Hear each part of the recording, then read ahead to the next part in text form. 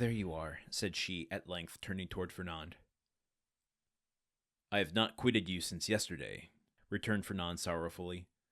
Monsieur Morrel had not readily given up the fight. He had learned that Dante had been taken to prison, and he had gone to all of his friends and the influential persons of the city. But the report was already in circulation that Dante was arrested as a Bonapartist agent, and as the most sanguine looked upon any attempt of Napoleon to remount the throne as impossible, he met with nothing but refusal, and had returned home in despair, declaring that the matter was serious and that nothing more could be done.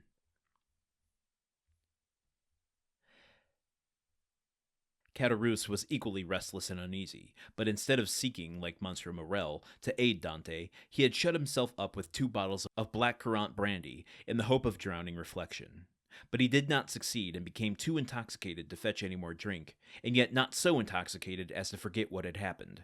With his elbows on the table, he sat between the 2 empty bottles, while spectres danced in the light of the unsnuffed candle. Spectres such as Hoffman strews over his punch-drenched pages like black fantastic dust. Danglars alone was content and joyous. He had got rid of an enemy and made his own situation on the Pharaon secure. Danglars was one of those men born with a pen behind his ear and an inkstand in place of a heart. Everything with him was multiplication or subtraction. The life of a man was to him of far less value than a numeral, especially when, by taking it away, he can increase the sum total of his own desires. He went to bed at his usual hour and slept in peace. Villefort, after having received Monsieur de Salvo's letter, embraced Renée, kissed the Marquise's hand, and shaken that of the Marquis, started for Paris and the Aix road. Old Dante was dying with anxiety to know what had become of Edmond. But we know very well what had become of Edmond. And that's Chapter 9. By the end of that I felt like I was narrating a Wes Anderson movie. But I am not Alec Baldwin, nor would I ever deign to pretend to be. This really feels like Dumas is setting us up for a paradigm shift here, doesn't it?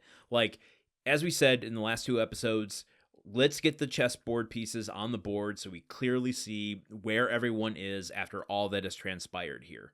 I'm wondering if this was like the end of the first passage of what was being serialized back in 1844 when Dumas was initially publishing these in the magazines. Because doesn't this feel a little bit like the last episode of, an HBO show? Like, giving us the cliffhanger, letting us see where everyone is so that when we come back for the next episode or the next season even, we'll have a clear understanding of where everyone is starting from, what they have to lose, what they have to gain, what leverage they have over their situation. And poor Daddy Dante, just with a single line of where he is. Daddy Dante, old Dante, was dying with anxiety to know what had become of Edmond, but we know very well what had become of Edmond. What a shadowy way of writing that. I mean, if that's not foreshadowing for what's going to happen to Daddy Dante, which I don't know, but just the first 4 words there. Old Daddy Dante was dying. Well, okay, he's dying. Oh, boy. Oh... I'm sorry for that noise. Let's just keep going. Listen, that was the end of Chapter 9, a short one this time. But we'll get back into the swing of things as we get into Chapter 10. Now that we are at the end of a chapter, you know what that means. I got to promote the show. There are 5 ways that you can really help support the Countdown of Monte Cristo and help us all get through the next 4 years together. That is to join our Patreon over at patreon.com/gruntworkpod. That is the podcast network Patreon. But you can support just this show over there if you want to. And it helps me, it helps me with encouragement for one thing. But it does help pay for some of the costs of keeping the show going, especially daily.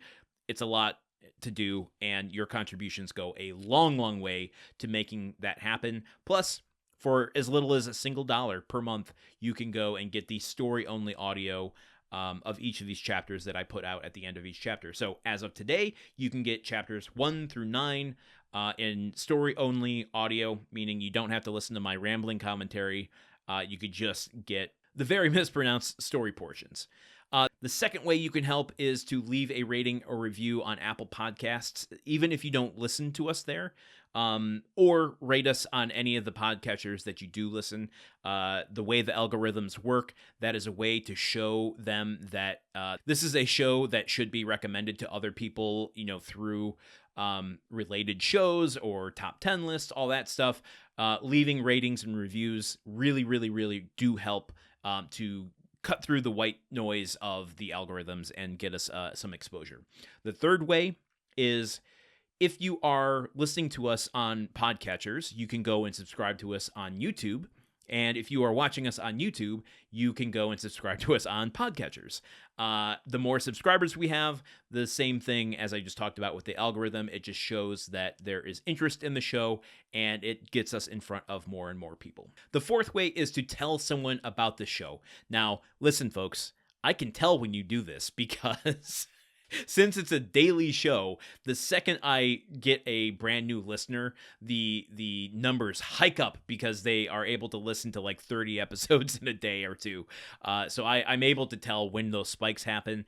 And it really, truly is the easiest way to get someone to listen to the show. People don't browse podcasts. They often listen because someone told them about them. And so I'm asking you, tell someone about the show to help get more people listening. I would really appreciate that.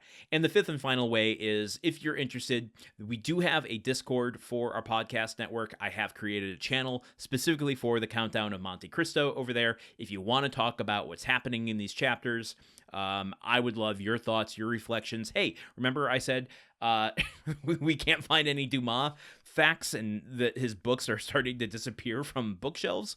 Hey, let's organize. Let's rally around a core idea and get more exposure to Alexander Dumas.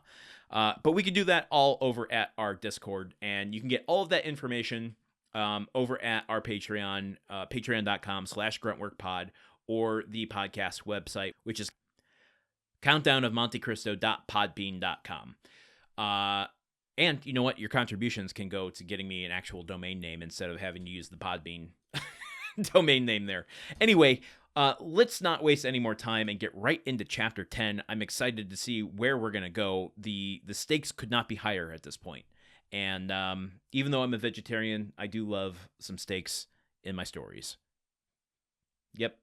Quality content you're getting here on the Count of Monte Cristo. I will see you all tomorrow for Chapter 10. Okay, goodbye.